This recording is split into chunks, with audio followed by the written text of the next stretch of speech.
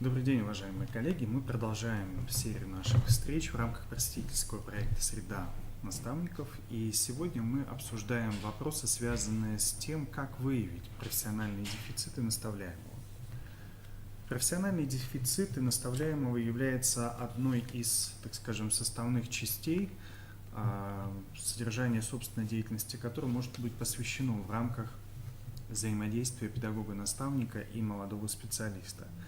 Также, конечно, мы должны помнить еще и о том, что молодой педагог может непосредственно демонстрировать профессиональные потребности, о которых мы говорили ранее на наших встречах. Но сегодня наше внимание будет сконцентрировано именно профессиональным дефицитом наставляемого.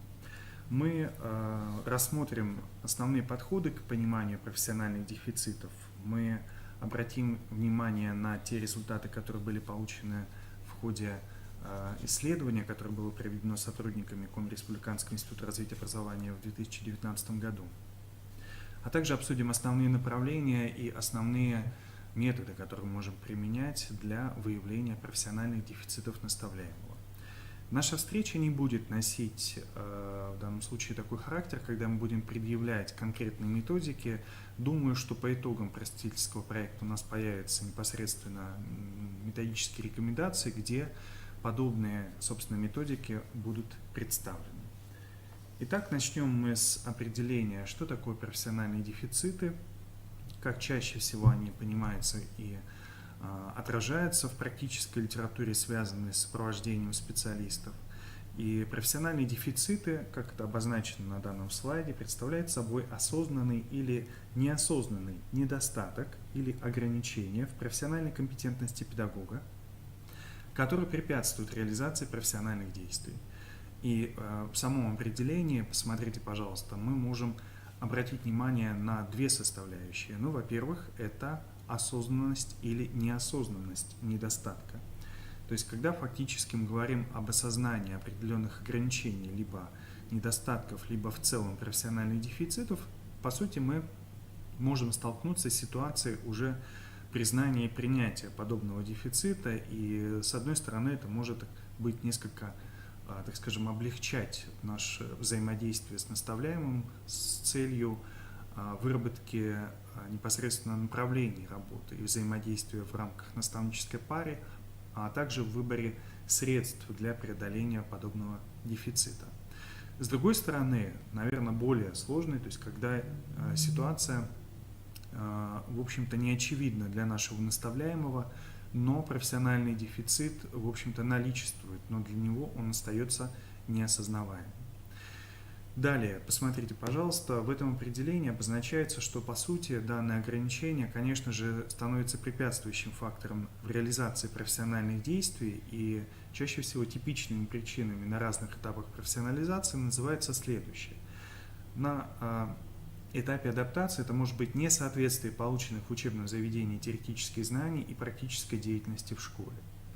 Нужно отметить, что действительно некоторые профессиональные действия или некоторым профессиональным действиям не обучают в данном случае в вузах. Например, это действия, которые могут быть связаны с ведением школьной документации. Это действия, которые могут быть связаны с работой в электронной образовательной среде, например, ведение электронного журнала и так далее, и так далее. Такие ограничения существуют до сих пор, и поэтому их тоже нужно учитывать в этом отношении при определении содержания и выстраивании работы непосредственно с наставляемым.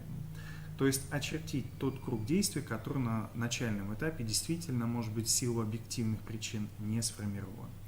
Конечно же, отсутствие опыта работы в школе или, например, это негативный опыт, который, например, бывший выпускник получил в рамках практики и так далее. Это могут быть личностные характеристики самого наставляемого, выражающиеся, например, в заниженной самооценке, в фобиях и так далее, и так далее. Такие примеры тоже есть. Низкий уровень мотивации на решение профессиональной задачи на высоком уровне качества, нечеткость представления о целях и результатах деятельности, слабая информированность о сущности современных образовательных технологий, неумение их применять и так далее. То есть такие причины, или в данном случае их может быть очень много, и нужно помнить о том, что при определении содержания взаимодействия между наставником и наставляемым, оформляемым в форме программы, мы должны понимать, что данное явление не обязательно является монокаузальным, то есть в его основе лежит одна только причина. Чаще всего данные явления являются поликаузальными и фактически обуславливать подобное состояние профессионального развития молодого педагога могут одновременно несколько причин. Ну, а какие же основные типы выделяются в литературе, в практических руководствах по определению профессиональных дефицитов и что можно в данном случае отнести к каждой группе профессиональных дефицитов? Данная классификация является условной, но, по крайней мере, ориентирующей нас с вами на возможная дифференциация тех дефицитов, которые мы можем обнаружить во взаимодействии с наставляемым, а также представленная характеристика позволит нас, в общем-то, сориентировать на содержание, по сути, данных характеристик. Общепедагогические профессиональные дефициты чаще всего выражаются в недостаточном уровне владения современными образовательными технологиями, технологиями педагогической диагностики, психолого-педагогической коррекции, методическими приемами, педагогическими средствами, технологиями оценивания, рефлексии, умения работать с информационными источниками и так далее. И мы с вами понимаем, что по сути они не зависят, например, от предметной конкретной подготовки, а обнаруживаются уже вот в рамках демонстрации наставляемым общепрофессиональных функций, то есть то, насколько они у него были сформированы и формируются. Научно-теоретические профессиональные дефициты могут выражаться как недостаточный уровень знаний теоретических основ и методов науки, преподаваемого предмета, истории развития науки и современных ее достижений. В этом отношении мы можем сказать, что действительно любая наука, в том числе и, конечно же, ее теоретические основы, методы науки, постоянно развивается, и, соответственно, ее в данном случае динамика, так скажем, динамичное развитие, наверное, все-таки должно каким-то определенным образом учитываться в контексте тех достижений, современных ее достижений, которые как раз можно использовать, например, при определении предметного содержания и так далее, и так далее. Методические профессиональные дефициты могут выражаться в низком уровне владения методами приема обучения школьников, формами и средствами организации обучения школьников в рамках учебного предмета, недостаточным уровнем знаний обучающихся по учебному предмету и так далее. И чаще всего именно общепедагогические, методические профессиональные дефициты доступнее, наверное, по сравнению чем с остальными, которые обозначены на этом слайде, для изучения, для выявления, диагностики профессиональных дефицитов и так далее. Не менее важными, по мнению специалистов, конечно же, является обращение внимания на психолого-педагогические профессиональные дефициты и коммуникативные. Психолого-педагогические профессиональные дефициты выражаются в недостаточном уровне знаний психологических особенностей учащихся, психологические закономерности обучения, воспитания и развития школьников, теоретических основ педагогики, психологии и так далее. Действительно, многочисленные психолого-педагогические исследования, которые осуществляются в рамках разных направлений и социальной психологии, возрастной психологии, педагогической психологии и так далее, указывают на динамику в развитии современных детей, касающихся непосредственно личностного развития, эмоционального развития, познавательного развития и так далее. И, конечно же, неучет, в том числе и достижений в рамках психолого-педагогических наук, так скажем, да, в своей профессиональной деятельности может тоже выступить препятствующим, по сути, фактором. Ну и, конечно же, знание собственного возраста психологических особенностей обучающихся, учет тех специфических характеристик возраста, который характерен для конкретной возрастной группы, определенной категории детей и так далее, конечно же, позволит облегчить, в общем-то, организацию взаимодействия с обучающимися, определить наиболее эффективные, оптимальные приемы и средства обучения, воспитания и так далее. Поэтому, конечно же, развитие в данном случае и формирование в целом у наставляемых так называемых психолого-педагогических технологий и их последующее применение в образовательном процессе тоже может рассматриваться как одна из приоритетных задач взаимодействия между наставником и наставляемым. Коммуникативные в данном случае выражаются в недостаточном уровне умения вырабатывать стратегию, тактику и технику взаимодействия с людьми, организовывать их совместную деятельность для достижения определенных целей, умение убеждать, аргументировать свою позицию, проявлять инициативу и так далее, и так далее. И действительно, коммуникативные профессиональные действия выступают, наверное, той основной, по сути, тканью, которая позволяет нам, в общем-то, реализовать себя во взаимодействии с субъектами образовательных отношений, непосредственно как специалисту. И поэтому коммуникативные профессиональные дефициты, конечно же, мы понимаем, что чаще всего это область, наверное, все-таки личная и персональная, но, наверное, и это направление взаимодействия между наставником и наставляемым тоже может оказаться приоритетным. Обратимся к основным результатам изучения профессиональных компетенций молодых педагогов общеобразовательных организаций Республики Коми, которое было проведено в 2019 году. Для того, чтобы непосредственно показать, что мы выявили, напомнить еще раз о тех результатах, которые, по сути, натолкнули нас в целом и на активизацию проекта «Молодые педагоги». В целом, к участию в исследовании в 2019 году были привлечены 230 человек из 16 муниципальных образований Республики Коми, в частности, это молодые педагоги со стажем работы до 5 лет. Если говорить о характеристиках выборки, то вы увидите, что в основном, конечно же, у нас превалирующими были участницы это прекрасного пола, 95 женщин, 35 мужчин, и, соответственно, вы видите, что у нас примерное распределение, за исключением в данном случае стажа от 1 до 3 лет, количество участников было. Ну, конечно же, по типу поселения чаще всего участвовали молодые педагоги, работающие в образовательных организациях, функционирующих на территории городских поселений. Какие компетенции, в общем-то, оценивались? Нужно отметить, что в основе оценки лежит или лежала, так скажем, самооценка компетентности, и здесь представлены 6, условно говоря, блоков. Это компетентность в области личностных качеств, компетентность в области постановки целей и задач педагогической деятельности, компетентность в области мотивации учебной деятельности, компетентность в области обеспечения информационной основы деятельности, компетентность в области разработки программы деятельности и принятия педагогических решений и компетентность в области организации учебной деятельности. Нужно отметить, что данная методика разработана в рамках системно-деятельностного подхода, который, наверное, больше сказать, системно-генетического подхода, который разрабатывался в работах Шадрикова, Владимира Дмитриевича и не только, и в целом дает нам представление как раз о развитии компетентностей у участников исследований. Каждый из блоков был представлен отдельными показателями, и вот некоторая иллюстрация по каждому из них, в частности показатели компетенции и некоторые результаты, вы можете обратить внимание на те слайды, которые, в общем-то, сейчас будут продемонстрированы. Компетентность в области личностных качеств оценивалась в контексте проявления эмпатийности, социорефлексии, самоорганизованности и общей культуры. Вы видите, что здесь представлены средневзвешенные значения.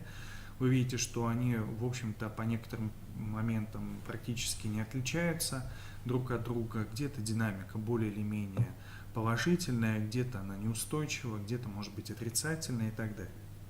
Если говорить о блоке постановки целей и задач, то данные показатели выражались через умение ставить цели и задачи в соответствии с возрастными индивидуальными особенностями обучающихся, через умение перевести тему урока в педагогическую задачу, через умение вовлечь обучающихся в процесс формулирования целей и задач. Вы видите, что значение, в общем-то, находится в пределах 20-40 непосредственно баллов.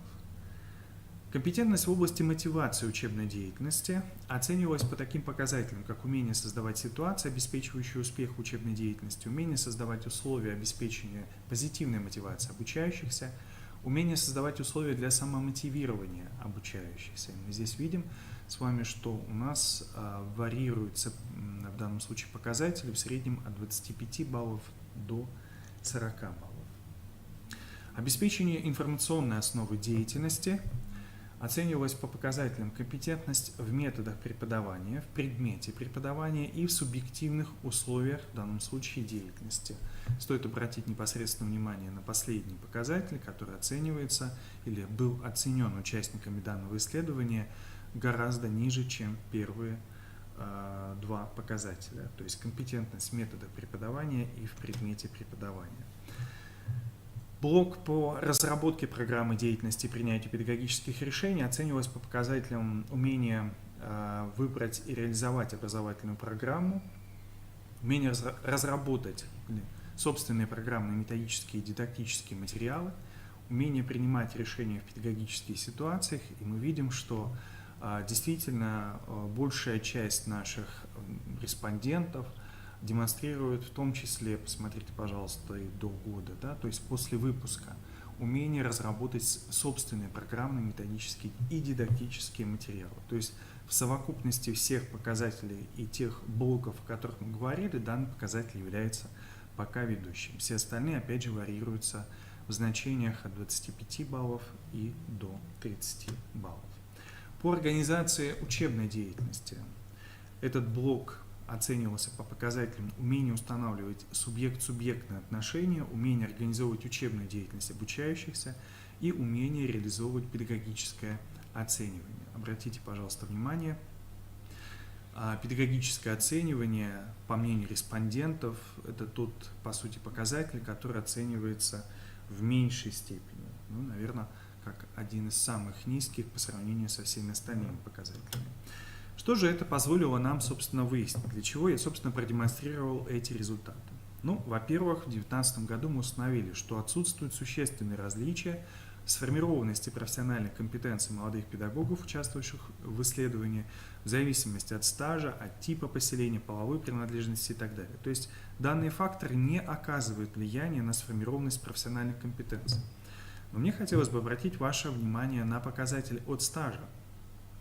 То есть, по сути, первые 5 лет, как мы потенциально установили, значительных изменений в профессиональном развитии в контексте последующего развития профкомпетенции, по сути, мы не обнаруживаем. Второй вывод как раз свидетельствует об этом. То есть для большинства профессиональных компетенций характерны низкие или граничащие с нижним порогом среднего уровня средневзвешенные значения. И, как я уже указывал на исключение, это умение разрабатывать собственные программные, методические, дидактические материалы, которые оцениваются в диапазоне 55-65 непосредственно баллов. По сути, мне хотелось бы сказать, что это достаточно общие тенденции, которые были выявлены, и которые, по нашему мнению, не могут быть не учтены при определении содержания взаимодействия между наставником и наставляемым, имея в виду как раз именно молодого педагога. Также было установлено, что для большинства профессиональных компетенций характерен медленный рост. Это означает, что при выборе средств взаимодействия в данном случае с наставляемым мы, конечно же, должны учитывать, насколько они активизируют профессиональные, в общем-то, намерения, стимулируют профессиональную мотивацию, в целом стимулируют профессиональное развитие наставляемого. Ну и нужно отметить также, что исследование показало высокий процент молодых педагогов, ориентированных, в общем-то, на первых этапах на социально одобряемые варианты, в том числе профессионального поведения. Это означает, что, конечно же, наверное, показатели проявления творчества в целом, может быть, креативности и так далее, в самых разных аспектах, в том числе о которых мы говорили, в принципе, демонстрируются незначительным количеством молодых педагогов. Возможно, что данные информации, данные выводы вам покажутся, может быть, неуместными и не совпадающими в целом с теми характеристиками наставляемых, с которыми вы работаете, но мне кажется, что на эти моменты стоит в данном случае тоже обратить внимание. Если говорить, собственно, об условиях преодоления профессиональных дефицитов, то очень часто в профессиональной литературе в этом отношении, конечно же, уделяется внимание главному фактору. То есть какую бы среду в данном случае мы с вами не создавали, это, в общем-то, касается и в целом образовательной среды, но если не будет стимулироваться в данном случае внутренняя мотивация субъекта, в общем-то, как мы полагаем, самоизменения, то тогда, конечно же, изменения могут быть незначительные, либо протекать очень медленно и так далее. И поэтому стимулирование внутренней мотивации человека на самоизменения, наверное, будет рассматриваться как одно из приоритетных направлений во взаимодействии наставника и наставляемого. Что здесь может выступать средством? Ну, естественно, мы с вами говорили на прошлых наших встречах о том, что мы формируем в данном случае программу наставничества и ее реализуем. О некоторых, собственно, моментах мы говорили с вами и на предыдущей встрече. Также хочется обратить ваше внимание, что средства, очевидно, становятся уже после анализа всех тех документов, которые принимает образовательная организация. Но достаточно эффективным также является такое средство, как индивидуальный план профессионального развития педагога, который ориентирован на планирование процесса саморазвития. Но фактически тот план работы и взаимодействия в данном случае с наставляемым может как раз включать в себя вот как часть, если говорить об индивидуальном плане, как активная фаза, предполагающая контактное взаимодействие между наставником и наставляемым, так и пассивная, по сути, фаза, которая может, собственно, представлять вот этот индивидуальный план и так далее. Корректировку плана в зависимости от изменяющихся обстоятельств, самооценку полученных результатов и прочее. А в профессиональной практической литературе, связанной непосредственно с сопровождением специалистов, достаточно много подходов к структуре, пониманию того, каким образом может быть представлен данный индивидуальный план профессионального развития педагога. Но в целом здесь на этом слайде также представлены некоторые моменты, условно говоря. Это введение, где отражаются, например, результаты диагностики профессионализма педагога и выявленные дефициты. Это может быть программа самообразования, то есть профессионального развития, это программа участия педагога во внутришкольной, например, системе повышения уровня педагогического мастерства, если таковая непосредственно существует, если таковая организована. Участие в мероприятиях повышения квалификации на муниципальном уровне при наличии, чаще всего это уже есть. Курсы повышения квалификации регионального российского уровня, это стажировки и прочее, прочее. Также в этой части могут быть указаны индикаторы, показатели, прогнозируемые результаты освоения программы, которые позволят нам, в общем-то, соотнести, насколько отраженные во введении, собственно, профессиональные либо дефициты, которые были выявлены в ходе диагностики, так или иначе, во-первых, коррелируют, взаимосвязаны с индикаторами, показателями, а во-вторых, насколько мы их, собственно, достигаем по истечению, так скажем, реализации данной программы. Обобщая, можно выделить несколько основных направлений диагностики профессиональных дефицитов. Ну, наверное, здесь все-таки правильно было использовать не понятие диагностики, а изучение профессиональных дефицитов, потому что наша задача заключается не в постановке какого-то диагноза, да, а в данном случае выявление, собственно, профессиональных дефицитов, по крайней мере, хотя бы очерчивание. Хочу обратить ваше внимание, что данный перечень не является, по сути, полным, и мы не претендуем на полноту описания направлений диагностики профессиональных дефицитов.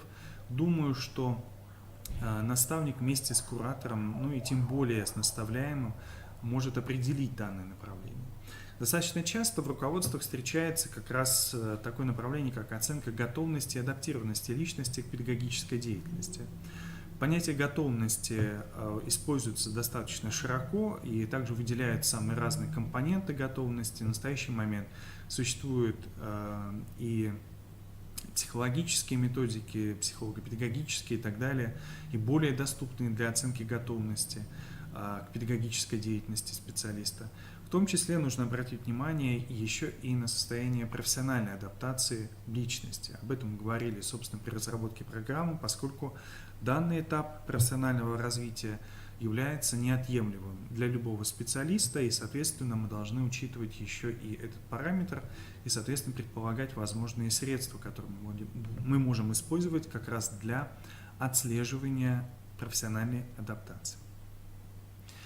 Достаточно часто здесь используются такие методы, как опрос, наблюдение в данном случае, может быть тестирование, если измеряются какие-то показатели готовности в оценках шкал и так далее. Другим направлением диагностики профессиональных дефицитов выступает непосредственно мотивация педагогической деятельности. Ну, в психологии труда в данном случае мотивация педагогической деятельности рассматривается уже наверное, как некоторая совокупность, так скажем, мотивов личности, который в целом будет в дальнейшем определять и профессиональную направленность. Если вспомнить, дифференциация профессиональной направленности возможна в отношении самого себя, в отношении непосредственно профессиональной деятельности, то есть дела и так далее, в отношении других и прочее. Хотя мы с вами понимаем, что подходов тоже к изучению, так скажем, направленности личности в настоящее время, да, существует очень-очень много. Конечно же, определение ведущих мотивов педагогической деятельности дает нам, собственно, представление о, собственно, том, что является, например, важным в тот или иной момент профессионального развития становления для конкретного специалиста. В этом отношении, конечно же, мы обращаем внимание на внутреннюю, собственно, мотивацию, являющуюся, собственно, в структуре мотивов, в иерархии мотивов ведущих. Наверное, самый большой блок диагностических средств, которые используются для оценки сформированности профессиональной компетенции, сейчас предлагается в научно-популярной, в том числе профессиональной литературе. И, конечно же, здесь мы говорим о том, насколько специалист, который входит в профессию или уже функционирует в ней несколько лет и так далее, либо переживает, например, какой-то профессиональный кризис и так далее, соответствует, возможно, ожидаемому уровню развития профессиональной компетенции, либо каким-то требованиям, например, представленных в стандартах и так далее, и так далее. Так вот, на настоящий момент действительно существует достаточно большое количество и методик, которые позволяют нам выявить непосредственно компетенции, методические, психолого-педагогические, коммуникативные и так далее, и так далее. В первую очередь, конечно же, предметные и так далее. Достаточно часто само по себе требование, сформулированное, например, в каком-то документе или в каком-то, например, портрете, например, специалисты, профессионалы и так далее, может выступить основой для разработки средств изучения профессиональных дефицитов. Это может выражаться в данном случае в каких-то самооценочных листах, например, чек-листах и так далее, где каждый оценивающий себя, в общем-то, фиксирует уровень развития той или иной профессиональной компетенции и, соответственно, выделяет область профессиональных дефицитов, которая может как раз стать содержанием взаимодействия между наставником и наставляемым и так далее. В рамках профессионального становления у молодых, в том числе специалистов, уже начинают складываться определенные стилевые особенности, стиль педагогической деятельности. Нужно сказать, что в этом отношении также разработано достаточно большое количество методик, которые позволяют нам оценить стилевые особенности, выделить приоритетное направление данного стиля, например, он является более методическим, так скажем, да, и так далее. Например, как-то представлено в методике марковое изучение индивидуального стиля педагогической деятельности и прочее. Ну и, соответственно, конечно же, для того, чтобы понимать, как проживает, в общем-то, определенные этапы профессионального становления, например, молодой специалист, например, на этапе адаптации, на этапе, допустим, ожиданий и так далее, рефлексии, о них мы с вами говорили на нашей прошлой встрече, достаточно часто используются социально-психологические маркеры, в данном случае это, например, оценка удовлетворенности работой, оценка в целом удовлетворенности трудовым коллективом, организационной культурой и так далее, которые как раз выступают теми внешними, может быть, характеристиками, отражающими в целом, может быть, восприятие самой ситуации профессиональной деятельности, профессионального развития, того коллектива, в котором работает непосредственно специалист. И, по сути, на этом мы тоже можем, собственно, обратить внимание и так далее. Ну и, конечно же, это факторы, влияющие на развитие саморазвития педагогов, то есть как они оцениваются непосредственно специалистами, насколько среда, в том числе профессионального развития, да, характерна для конкретной образовательной организации, насколько она стимулируется, является ли она инновационной, насколько она, допустим, стимулирует творчество педагога в рамках профессиональной деятельности и так далее. Конечно же, нужно обратить внимание, что данный перечень основных направлений изучения профессиональных дефицитов можно в данном случае продолжить. Ну и, как я уже комментировал, основными методами диагностики профессиональных дефицитов, конечно же, будут выступать известные нам методы. Это наблюдение, опрос, экспертная оценка и самооценка, тестирование, анализ продуктов деятельности и ряд других. Ну вот мне хотелось бы обратить ваше внимание на, конечно же, некоторые возможности применения данных методов. Наблюдение, конечно же, в данном случае требует определенного времени. Чаще всего оно осуществляется не в форме экспресс каких-то срезов в данном случае, а именно пролонгированных, лонгитюдных исследований и так далее. Нам достаточно выделить единицы наблюдения и на основании частоты встречаемости той или иной единицы, по сути касающейся профессиональной компетенции либо профессиональной деятельности, мы можем уже впоследствии судить, насколько она, допустим, сформирована, насколько та или иная модель профессионального поведения характерна для личности и так далее. В целом, данные, собственно, методики наблюдения, они могут достаточно эффективно использоваться, в том числе и косвенно, то есть, когда, например, наш наставляемый может напрямую, собственно, не знать о том, что за ним проводится наблюдение и так далее.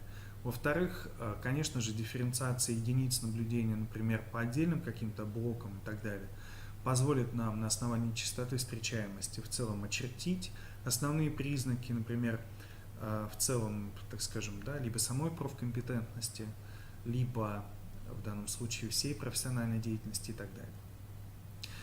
Основными ограничениями метода наблюдения, методик, которые разрабатываются в рамках данного метода, это, конечно же, лонгитюдность, когда нам очень быстро необходима информация, естественно, они в меньшей степени нам, конечно же, полезны. Но, с другой стороны, о плюсах я уже отметил. Достаточно часто используются опросные методы. Здесь мы говорим как раз о тех методах и методиках, а мы имеем в виду и анкеты, и беседы, собственно, опросы, и интервью и так далее, которые позволяют нам собрать здесь и сейчас интересующую нас в рамках опроса информацию. Чем она отличается в данном случае от тестирования? В рамках опроса мы не измеряем, мы чаще всего как раз получаем вот ту информацию, которую впоследствии уже можем каким-то определенным образом обработать, например, используя контент-анализ и так далее, и так далее. А вот тестирование, то есть когда мы используем уже стандартизированные методики, они позволяют нам, в общем-то, выявить в определенных шкалах, например, насколько выражены те или иные оцениваемые профессиональные компетенции, в целом профессиональная деятельность и так далее. Не менее важно выступают, собственно, еще такие методы, как экспертная оценка и самооценка.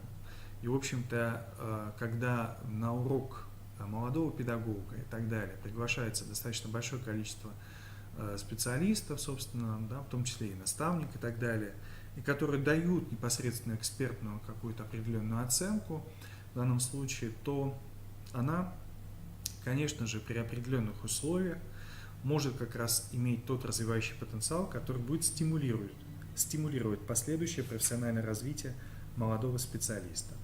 Нужно отметить, что достаточно большое количество методик у нас основывается на самооценивании, и о некоторых из них мы уже говорили с вами на предыдущей встрече, и думаю, что в методических рекомендациях они также будут представлены. Но здесь мы, конечно же, должны помнить еще и о самооценке в данном случае, которая может быть либо очень завышенной, либо очень заниженной и так далее. И, соответственно, вот эти параметры могут определять оценивание самого себя как профессионала, развитие у себя, в общем-то, профессиональных компетенций, в целом профдеятельности и прочее.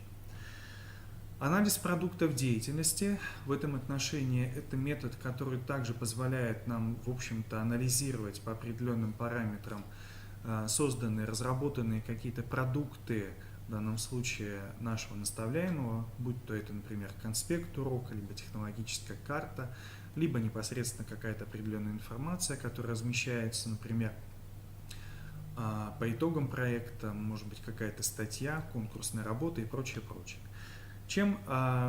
Каковы ограничения данного метода? Конечно же, здесь должны быть очень четкие критерии анализа продуктов деятельности. Они должны быть условно постоянными для того, чтобы мы могли отслеживать определенную динамику, собственно, для того, чтобы оценить, насколько профкомпетентность в рамках анализа продукта конкретной деятельности, да, педагога позволяет нам выявить данные изменения. При смене таких показателей это очень сделать бывает достаточно сложно, и, соответственно, определить динамику тоже не всегда будет возможно. Еще раз обращаю ваше внимание на то, что это основные методы диагностики профессиональных дефицитов. Прокомментируем или проиллюстрируем в данном случае один из вариантов, например, самооценивания профессиональной деятельности, который мы уже представляли на нашей предыдущей встрече. Это вариант в данном случае встречи наставника и молодого специалиста в контексте выявления потребностей молодого специалиста. Вы видите, что осуществляется в данном случае опрос в форме анкетирования. Данная анкета должна позволить определить, какими знаниями и навыками обладает молодой педагог, а на каких зонах роста необходимо сфокусироваться в работе с наставником. И в данном случае анкета предполагает определенную оценку той или иной компетенции и так далее, и, соответственно, данная шкала обозначается перед самим, по сути, тестированием. И после проведения персонифицированной оценки молодому специалисту может быть предложено в данном случае выбрать те показатели, которые, по его мнению, требуют, допустим, скорейшего, так скажем, какого-то вмешательства, либо создания условий для их развития и так далее. Ну, этот слайд мы уже с вами смотрели в данном случае, то есть когда мы в левой части фиксируем, например, условно здесь названо требуемые компетенции, мы с вами понимаем, да, что они могут быть разделены на блоки, они могут быть предложены независимо от тех, которые названы здесь, допустим, да, и так далее. Соответственно, посмотрите, пожалуйста, в правой части предлагается возможность каким-то определенным образом оценить. Вы видите, что А, Б, С, Д, Е, то есть, как правило, это низкий уровень, ниже среднего, средний, выше среднего, высокий и так далее. А в данном случае не обязательно такая градация, то есть градация может быть, условно говоря, и состоящей из 3 каких-то параметров, допустим, низкий, средний, высокий и так далее. Ну и этот пример как раз демонстрирует возможность молодому специалисту самостоятельно выбрать те пункты, по которым требуется непосредственно определенная помощь.